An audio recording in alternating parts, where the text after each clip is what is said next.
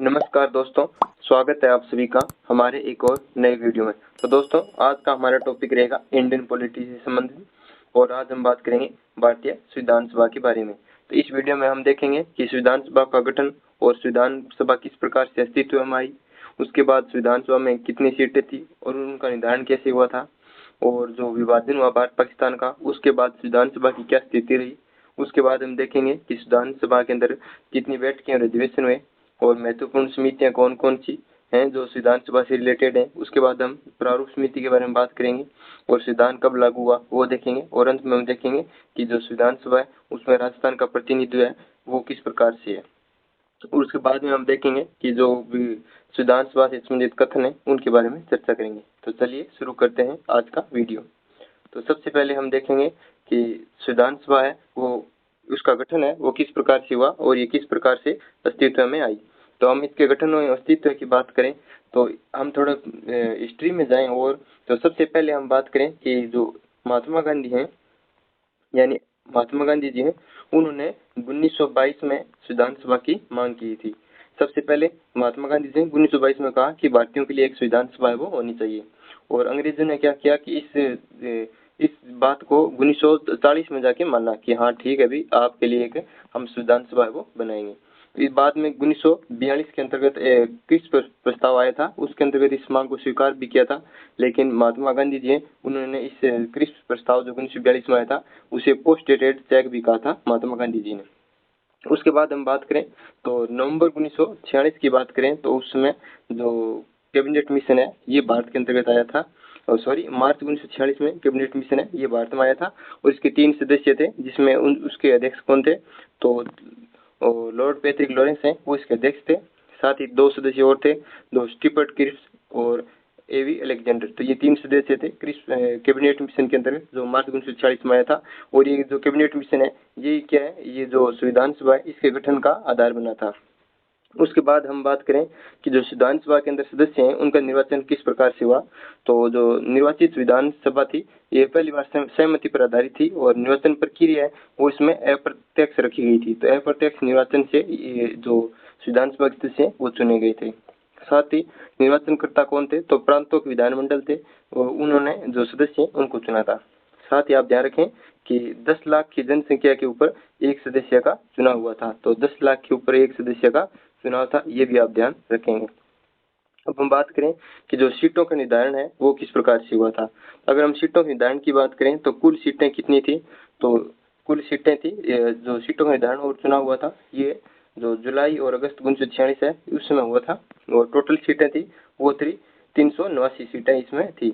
इसमें ब्रिटिश भारत में 296 थी, और देशी रियासतों से जो मनोनीत सदस्य थे उनके लिए कुल 93 सीटें थी।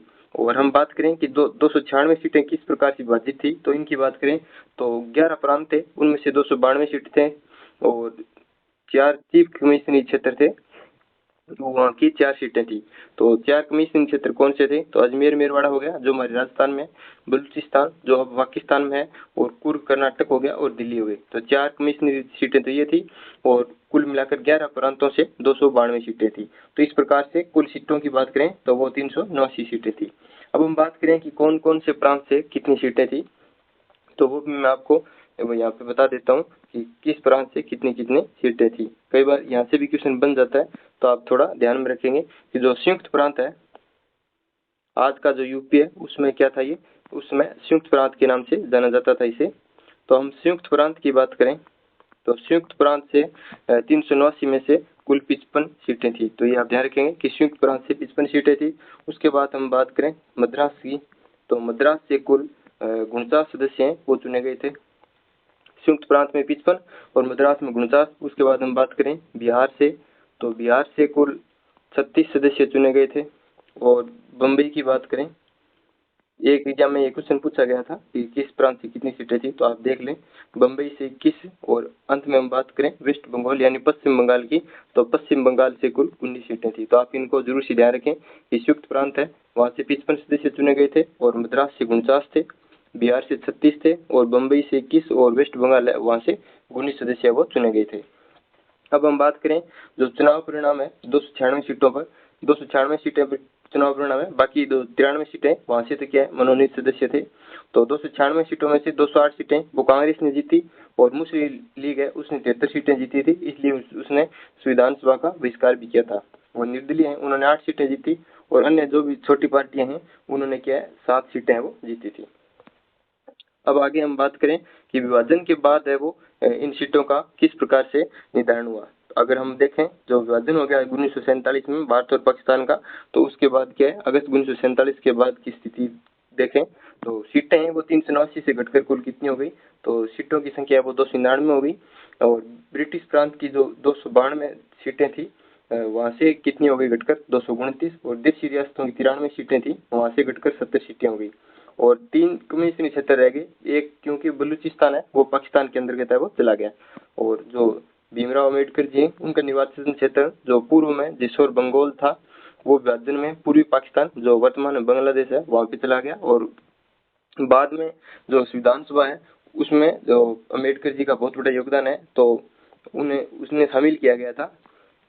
तो जो संवैधानिक सलाहकार थे बी.एन. राव, इनके कहने के ऊपर जो ये बम्बई की सीट है वहां से एम.आर. जयकर है इन्होंने इस्तीफा दिया और वहां से पुनः निर्वाचित हुए भीमराव जी अम्बेडकर और फिर ये संविधान सभा में आए।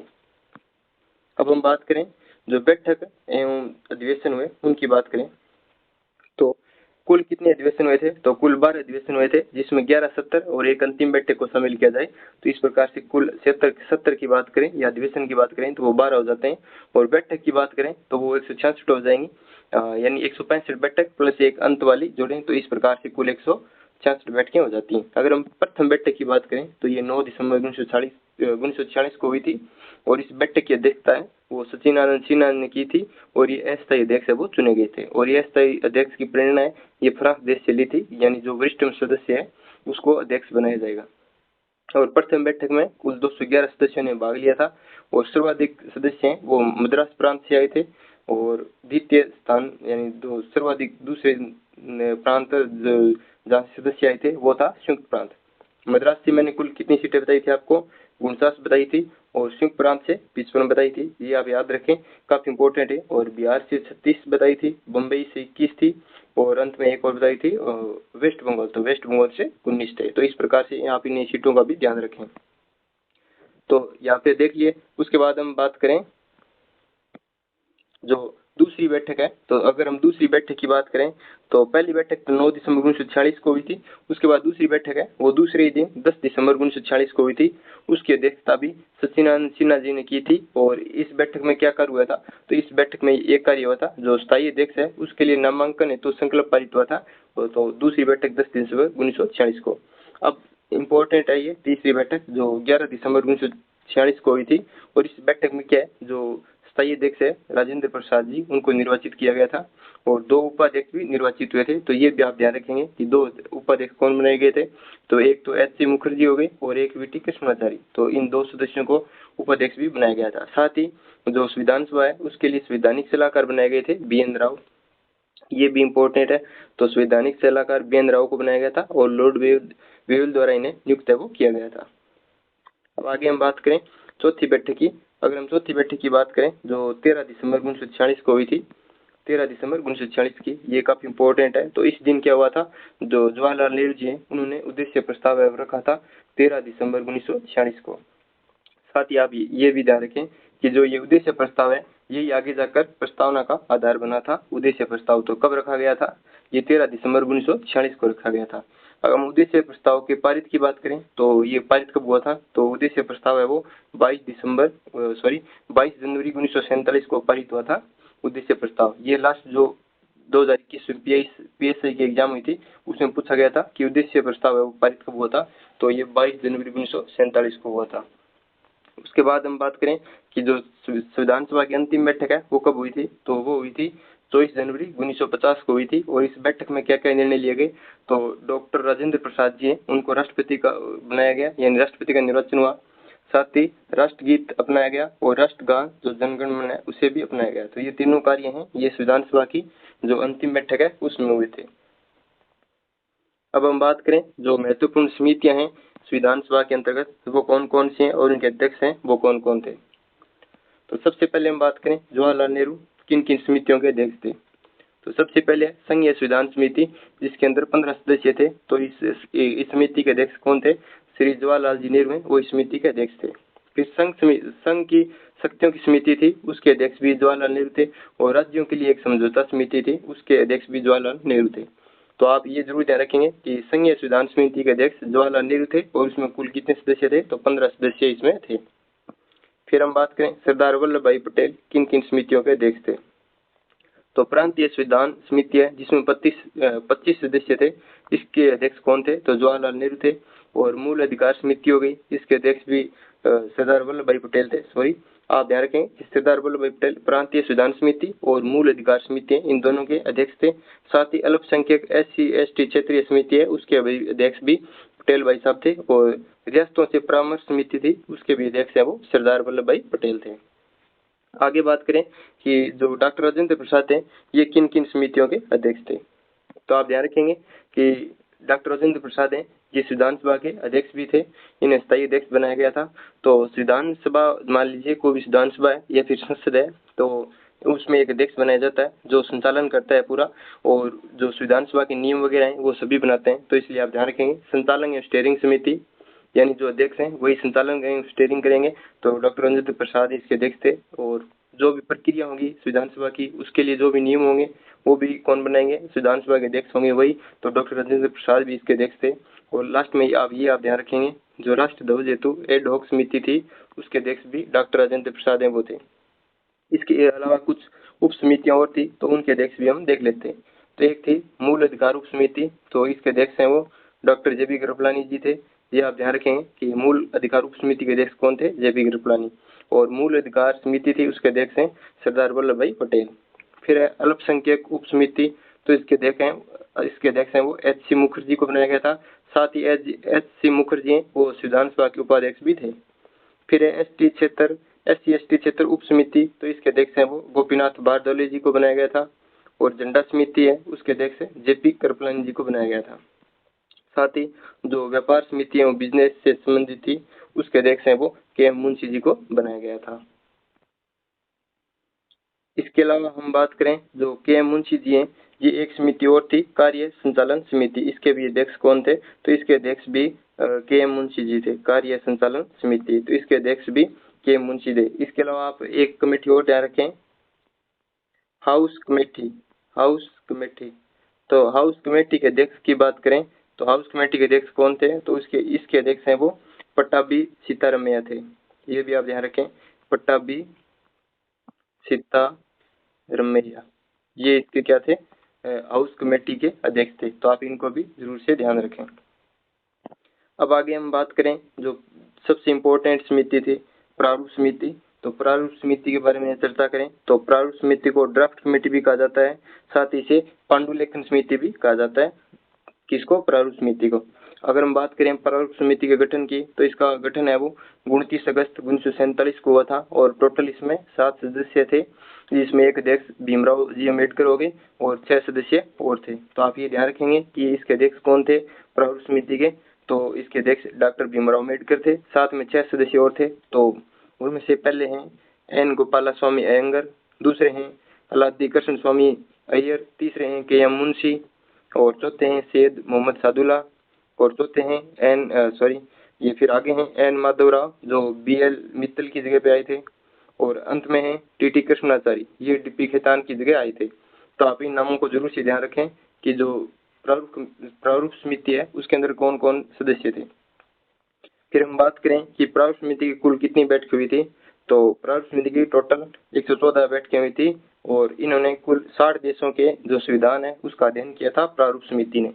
अब हम बात करें कि संविधान प्रारूप का वाचन है वो कितने हुए थे। तो संविधान प्रारूप के वाचन की बात करें तो 3 वाचन टोटल संविधान के हुए थे। पहला वाचन है वो 4 से 9 नवंबर तक 1948 में हुआ, और दूसरा वाचन है वो सबसे लंबा था जो 15 नवंबर 1948 से लेकर 17 अक्टूबर 1949 तक चला, और तीसरा जो अंतिम वाचन है ये 14 से 26 नवंबर 1949 तक हुआ था। इस प्रकार से टोटल संविधान है उसके 3 वाचन हुए थे। अब हम आगे बात करें जो संविधान का अंगीकरण और संविधान है वो किस प्रकार से लागू हुआ था। तो सबसे पहले हम बात करें संविधान को अंगीकृत, अधिनियमित और आत्मार्पित है वो, यानी आंशिक रूप से कब लागू किया था। तो वो डेट थी 26 नवंबर 1949 को। इस दिन संविधान को आंशिक रूप से लागू किया था और विक्रम संवत 2006 मार्गशीर्ष शुक्ल सप्तमी थी इस दिन। और तुरंत रूप से 15 अनुच्छेद हैं वो लागू कर दिए थे। तो इस दिन कितने अनुच्छेद लागू हुए थे? 15 अनुच्छेद लागू हुए थे। और इनके साथ ही एक 393 अनुच्छेद है वो भी लागू हुआ था, जिसमें भारत का संविधान शीर्षक यानी शॉर्ट टाइटल है वो दिए हुए थे। तो तुरंत अनुच्छेद हैं वो 15 लागू हुए और 393 को भी शामिल कर लें तो 16 अनुच्छेद हैं वो लागू हुए थे। और इस दिन कुल 284 सदस्यों ने जो संविधान की प्रति है उस पे साइन किए थे। और प्रथम साइन है वो जवाहरलाल नेहरू जी ने किए थे, जो उसमें प्रधानमंत्री थे। और लास्ट में साइन बात करें कि सबसे अंत में साइन है वो किसने किए, तो डॉक्टर राजेंद्र प्रसाद हैं जो भारत के राष्ट्रपति थे उसमें। इन्होंने सबसे अंत में साइन किए थे। और राजस्थान से प्रथम हस्ताक्षर करने वाले व्यक्ति कौन थे, तो वो बलवंत सिंह मेहता थे, जिन्होंने संविधान की प्रति के ऊपर राजस्थान की ओर से सबसे पहले साइन किए थे। और टोटल 8 महिलाएं थी जिन्होंने संविधान की जो मूल प्रति है उस पे साइन किए थे। तो कितनी महिलाओं ने लास्ट में साइन किया था ये भी आप ध्यान रखें कि टोटल 8 महिलाओं ने ही साइन किए थे। और कुल महिलाएं हैं वो 15 महिलाएं थी संविधान सभा के अंदर, लेकिन उन्होंने साइन कितने ने किए थे, तो 8 महिलाओं ने साइन किए थे। आगे बात करें कि पूर्ण रूप से संविधान है वो कब लागू हुआ, तो पूर्ण रूप से यानी जो गणतंत्र दिवस हम मनाते हैं 26 जनवरी को, इस दिन पूर्ण रूप से लागू हुआ था। तो पूर्ण रूप से संविधान है वो 26 जनवरी 1950 को लागू हुआ था। तो 26 जनवरी की डेट है, इसी दिन क्यों लागू हुआ, क्योंकि हमने जो पूर्ण स्वराज की मांग की थी जो 26 जनवरी 1930 को की थी, इस दिन ये हमारी जो इम्पोर्टेंट डेट थी इसकी महत्वता कम नहीं हो, इसलिए हमने जो संविधान है उसको 26 जनवरी 1950 को लागू किया। इस प्रकार से भारत बना गणतंत्र, यानी राष्ट्रपति है इसने शपथ ली 26 जनवरी 1950 को। और जो भारत की गणतंत्रात्मक व्यवस्था है ये हमने फ्रांस से ली है। ये भी आप ध्यान रखें कि भारत के अंदर जो गणतंत्रात्मक व्यवस्था है ये फ्रांस से ली है। और संविधान निर्माण में कितना समय लगा, तो 2 वर्ष 11 माह 18 दिन, यानी प्रारूप समिति है गठन से पारित होने तक जो समय है इस समय को काउंट किया जाता है संविधान निर्माण के अंतर्गत। अगर हम बात करें कि जो संविधान सभा है वो कितने टाइम अस्तित्व में रही थी, तो उसके लिए अलग से समय है, उसमें 3 वर्ष 1 माह और 16 दिन। तो ये समय है, ये तो है इतने दिन तक संविधान सभा अस्तित्व में रही थी। और संविधान निर्माण में समय ये प्रारूप समिति के गठन यानी 29 अगस्त 1947 से लेकर जिस दिन संविधान लागू हुआ उस दिन तक का समय इसमें काउंट होता है 2 वर्ष 11 माह 18 दिन। उसके बाद हम बात करें कि जो राजस्थान का प्रतिनिधित्व है वो संविधान सभा में किस प्रकार से था। हम बात करें कि राजस्थान के मूल सदस्य हैं वो कितने थे, तो राजस्थान के कुल मूल सदस्य हैं वो 11 थे जो संविधान सभा के अंतर्गत थे। लेकिन कुल सदस्यों की बात करें तो वो 15 थे। जो IAS अधिकारी हैं उनको भी शामिल कर लें तो 11 + 4 इस प्रकार से 15 हो जाते हैं। तो 4 सदस्य वो कौन कौन मूल सदस्यों में देखें तो मुकुट बिहारी लाल भार्गव अजमेर मेरवाड़ा से थे। उसके बाद बलवंत सिंह मेहता उदयपुर से थे, हीरालाल शास्त्री जयपुर से थे। लेकिन जो रियासतों के PM थे, IAS अधिकारी थे, उनको भी शामिल करें 4 सदस्य और तो 15 हो जाते हैं। उनमें से VT कृष्णाचारी जयपुर से थे, सरदार KM पणिकर बीकानेर से थे, सर T राघवाचारी उदयपुर से थे और CS वेंकटाचार्य वो जोधपुर से थे। तो इस प्रकार से 11 + 4 यानी राजस्थान का प्रतिनिधित्व संविधान सभा के अंतर्गत कुल कितने सदस्य थे, 15 सदस्य थे। इनको आगे हम एक एक करके डिटेल से देखेंगे। अब हम बात करें जो विद्वानों के मत हैं संविधान सभा के बारे में, उनको भी हम देख लेते हैं। तो ग्रेनविल ऑस्टिन है, इन्होंने कहा कि संविधान सभा कांग्रेस थी और कांग्रेस है वो भारत था। तो ये कथन है वो ग्रेनविल ऑस्टिन का है। फिर ग्रेनविल ऑस्टिन है, इन्होंने ये कथन और है कि भारतीयों ने नीति के साथ साक्षात्कार में कोई चूक है वो नहीं की है। इसके अलावा इनकी एक पुस्तक भी है जो जिसका नाम है वर्किंग ए डेमोक्रेटिक कॉन्स्टिट्यूशन। तो ये किताब है ये ग्रेनविल ऑस्टिन की है। इनके अलावा हम बात करें जो चर्चिल हैं, इन्होंने संविधान सभा के बारे में कहा था एक जाति की संस्था। तो इन्होंने संविधान सभा को क्या कहा था, एक जाति की संस्था है वो किसने कहा, तो चर्चिल ने कहा था। इसके अलावा जो साइमन कमीशन के अध्यक्ष थे उन्होंने हिंदुओं की संस्था कहा था, हिंदुओं की संस्था। ये साइमन कमीशन के अध्यक्ष थे, उन्होंने ये कथन है वो कहा था। तो ये कथन भी आप है जरूर से ध्यान में रखें। आगे हम बात करें कि संविधान निर्माण में राजस्थान का योगदान है वो किस प्रकार से है। तो ये हमने सबसे पहले देख लिया है सारे फैक्ट, मैं फिर से दोहरा देता हूँ एक बार आपको।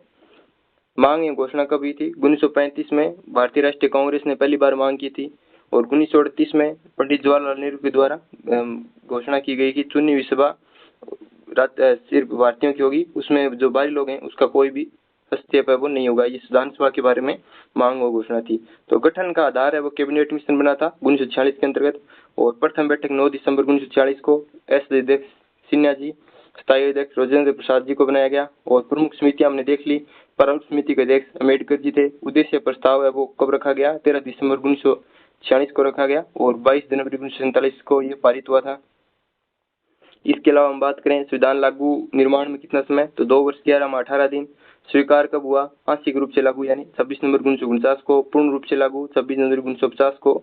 संविधान दिवस को मनाते हैं, तो ये ध्यान रखें, जो आंशिक रूप से लागू हुआ था उसी दिन 26 नवंबर 2015 से हम संविधान दिवस मनाते हैं। इसके अलावा सदस्य संरचना की बात करें, जो 1946 चुनाव हुए थे, तो ये चुनाव अप्रत्यक्ष हुए थे और कुल 379 सदस्य थे। 292 प्रतिनिधि थे ब्रिटिश भारत से 11 प्रांतों से, और 4 कमीशनरी क्षेत्र थे और 93 देशी रियासतों से। उसके बाद हम बात करें जो राजस्थान के सदस्य हैं, हम उनको देखेंगे।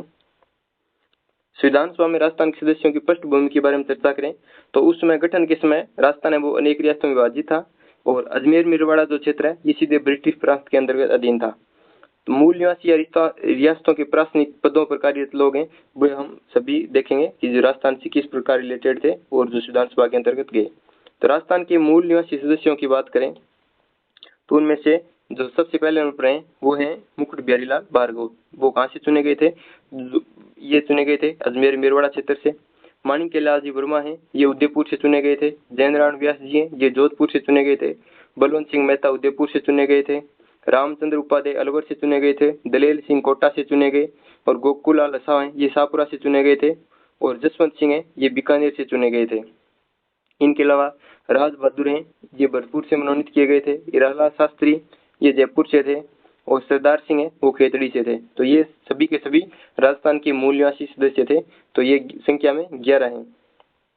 इनके अलावा हम बात करें कि जो रियासतों के प्रशासनिक अधिकारी सदस्य थे वो कौन कौन थे, तो सबसे पहले हम बात करें सर वी.टी. कृष्णाचारी, ये जयपुर के दीवान थे। सी.एच. वेंकटाचारी ये जोधपुर से थे और सरदार के.एम. पणिकर ये बीकानेर से थे। और सर टी विजय राघवाचार्य हैं, ये उदयपुर यानी मेवाड़ के प्रधानमंत्री थे। तो 4 सदस्य ये हो गए और 11 मूल सदस्य थे। तो इस प्रकार से कुल कितने हो गए? 15 सदस्य हैं वो राजस्थान से संविधान सभा के अंदर थे। अब हम बात करें कि राजस्थान के जो मूल प्रवासी सदस्य हैं जो अन्य प्रांतों से चुने गए थे, उनमें से प्रभुदयाल हिम्मत सिंह हो गए जो पश्चिम बंगाल से चुने गए। बनारसी दास झुंझुनवाला हो गए, ये बिहार से चुने गए। और पद्मपत सिंघानिया हो गए, ये उत्तर प्रदेश से चुने गए थे। अब हम एक एक सदस्य की थोड़ी और जानकारी लेते हैं कि इन्हें क्यों चुना गया था, इन्होंने क्या रोल प्ले किया था पहले। तो हम बात करें बलवंत सिंह मेहता की, तो ये मेवाड़ प्रजामंडल के प्रथम अध्यक्ष बने थे 1938 में। साथ ही इन्होंने वनवासी छात्रावास की स्थापना की थी 1943 में और ये मूल सिद्धांत पर साइन करने वाले पहले राजस्थान थे। माणिक्यलाल वर्मा जी की बात करें तो ये मेवाड़ प्रजामंडल के पहले अधिवेशन की अध्यक्षता थी 1941 में इन्होंने। और इनका जो लोकप्रिय गीत है ये पंचड़ा है। साथ ही इन्हें जो राजस्थान की एकीकरण का जो चरण है वरुत्तर राजस्थान, इसके प्रधानमंत्री भी इनको बनाया गया था 1948 में। जयनारायण व्यास जी की बात करें तो ये तरुण राजस्थान प्रधान संपादक हैं इसके। 1927 में ये इनको तरुण राजस्थान समाचार पत्र इसको निकाला था। अखंड भारत के प्रशासक रहे हैं ये, 1936 में निकाला था ये। और ये 2 बार राजस्थान के मुख्यमंत्री भी बने। हीरालाल शास्त्री जी की बात करें तो ये जो जीवन कुटीर संस्था की स्थापना इन्होंने की थी जो वनस्थली नाम से फेमस है। और ये राजस्थान के प्रथम मुख्यमंत्री भी बने थे हीरालाल शास्त्री। आगे हम बात करें सर वी.टी. कृष्णाचार्य की, तो ये मूलतः तो कहाँ से थे? तमिलनाडु से थे, लेकिन ये संविधान सभा के अंतर्गत राजस्थान से चुने गए थे। और इन्होंने प्रारूप समिति में डी.पी. खेतान के निधन के बाद भी जगह बनाई थी।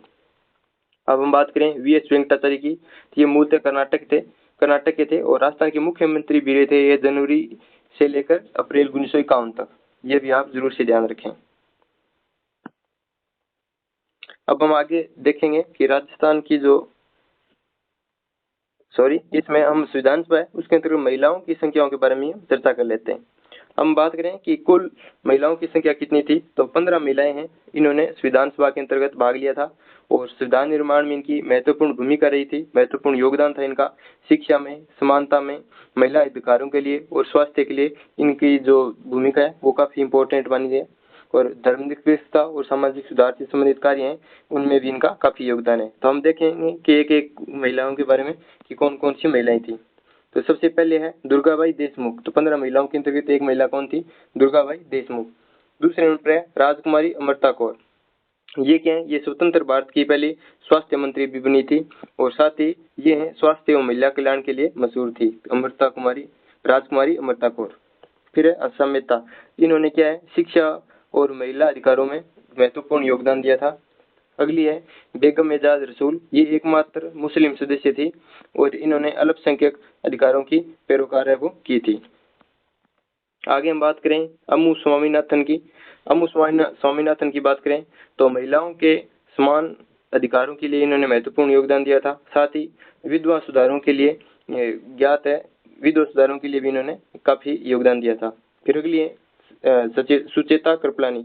ये भी संविधान सभा की सक्रिय सदस्य थी और ये पहली महिला मुख्यमंत्री भी भारत में बनी थी। फिर अगली है, थोड़ा ऊपर ले लेता हूं मैं। फिर अगली महिला है दक्षिणायनी वेलायुधन। ये पहली दलित महिला सदस्य थी। इन्होंने छुआछूत और वंचित समाज के अधिकारों के लिए कार्य किया। फिर अगली है रेणुका राय जी। इन्होंने क्या है? महिला सशक्तिकरण आंदोलनों में मजबूती से भागीदारी वो अपनी निभाई थी। एक अगली महिलाएं हैं पूर्णिमा बनर्जी, एनी मस्क्रीन। ये एनी मस्क्रीन के बारे में आप ध्यान रखेंगे, ये देशी रियासतों से चुनी गई थी और एकमात्र मनोनीत सदस्य थी और ये कोच्चि त्रावणकोर से थी। ये आप जरूर से ध्यान रखें, ये कहाँ से चुनी गई थी? तो ये कोच्चि त्रावणकोर से चुनी गई थी। फिर अगली महिला है कमला चौधरी। फिर आगे है लीला राय।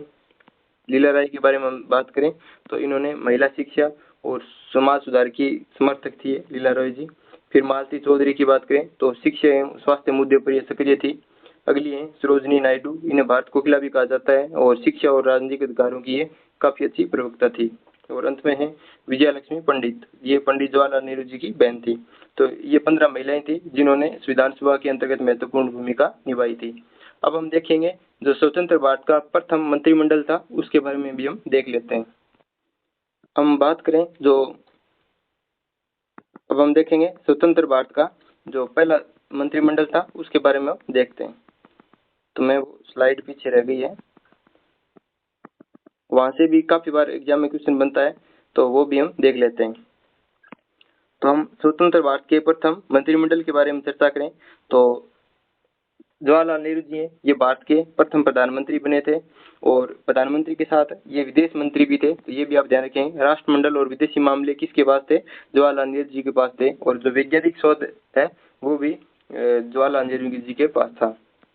अब हम बात करें सरदार वल्लभ भाई पटेल जी के पास कौन कौन सी जिम्मेदारियां थी, तो इनके पास ये उप प्रधानमंत्री थे, साथ ही इनको भारत का प्रथम गृह मंत्री भी बनाया गया था और साथ ही ये सूचना एवं प्रसारण मंत्री भी थे और राज्य मामलात हैं उनके भी मंत्री सरदार वल्लभ भाई पटेल थे। डॉक्टर राजेंद्र प्रसाद जी की बात करें तो ये भारत के प्रथम खाद्य एवं कृषि मंत्री है वो इनको बनाया गया था। अब हम आगे बात करें मौलाना अबुल कलाम आजाद की, तो ये भारत के प्रथम शिक्षा मंत्री बने थे। डॉक्टर भीमराव अम्बेडकर की बात करें तो ये भारत के प्रथम कानून मंत्री बने थे और डॉक्टर जॉन मथाई की बात करें तो ये रेलवे और परिवहन मंत्री भारत के प्रथम बने थे। उसके बाद हम बात करें कि भारत के प्रथम रक्षा मंत्री किसे बनाया गया था, तो वो थे सरदार बलदेव सिंह। और आर के षणमुखम शेट्टी हैं, ये भारत के प्रथम वित्त मंत्री थे। और राजकुमारी अमृता कौर जो विधान सभा की महत्वपूर्ण सदस्य थी, इन्हें स्वास्थ्य मंत्री बनाया गया था। उसके बाद हम बात करें श्यामा प्रसाद मुखर्जी की, तो इन्हें वाणिज्य एवं उद्योग मंत्री बनाया गया था। और जो श्रम मंत्री है वो जगजीवन राम जी बने थे। और रफी अहमद किदवई हैं, ये संचार मंत्री बने थे। साथ ही एनवी गॉडगिल हैं, ये कार्यालय मंत्री और खान एवं ऊर्जा मंत्री है वो इन्हें बनाया गया था। तो आप इन्हें भी जरूर से ध्यान रखेंगे कि ये भारत के प्रथम स्वतंत्रता के बाद अंतरिम मंत्रिमंडल में शामिल थे। साथ ही आप एक फैक्ट और ध्यान रखें कि जब भारत स्वतंत्र हुआ था उसमें इंग्लैंड में, एक मिनट में यहाँ पे लिख देता हूँ, जब भारत आजाद हुआ था उसमें इंग्लैंड में इंग्लैंड में किसकी सरकार थी। तो ये भी एग्जाम में काफी बार क्वेश्चन बनता है। तो जब भारत आज़ाद हुआ था तो उसमें इंग्लैंड में लेबर पार्टी जो है, इंग्लैंड की वहाँ पे पार्टी है ये, तो इंग्लैंड में लेबर पार्टी की सरकार थी और जो प्रधानमंत्री हैं वो थे एटली। प्रधानमंत्री एटली थे और सरकार है वो लेबर पार्टी की थी। उसमें भारत आज़ाद हुआ था। और अंतरिम जो सरकार का गठन हुआ था तो वो हुआ था 2 सितंबर 1946 को। तो ये स्वतंत्रता से पहले एक मंत्रिमंडल गठन हुआ था जिसे हम बोलते हैं कि अंतरिम सरकार का गठन हुआ था। और ये कैबिनेट जो मिशन है उसकी योजना के तहत ये मंत्रिमंडल है वो बनाया गया था, जिसके अंतर्गत भारत और पाकिस्तान जो सम्मिलित थे उसमें ये मंत्रिमंडल बनाया था। तो अंतरिम सरकार का गठन है वो 2 दिसंबर 1946 को हुआ था। और उसके बाद में स्वतंत्र भारत का जो मंत्रिमंडल है वो हमने अभी देख लिया। अगर आपको वीडियो अच्छा लगे तो लाइक एवं कमेंट करना ना भूलें, साथ ही चैनल को सब्सक्राइब जरूर कर लें। और इस वीडियो के आपको पीडीएफ चाहिए तो नीचे डिस्क्रिप्शन में मैं लिंक दे दूंगा, वहां से आप टेलीग्राम ज्वाइन कर लें और वहां से आपको लिंक मिल जाएगी। ये सीरीज लगातार चलती रहेगी, बस आपका सपोर्ट बना रहे। धन्यवाद सभी दोस्तों।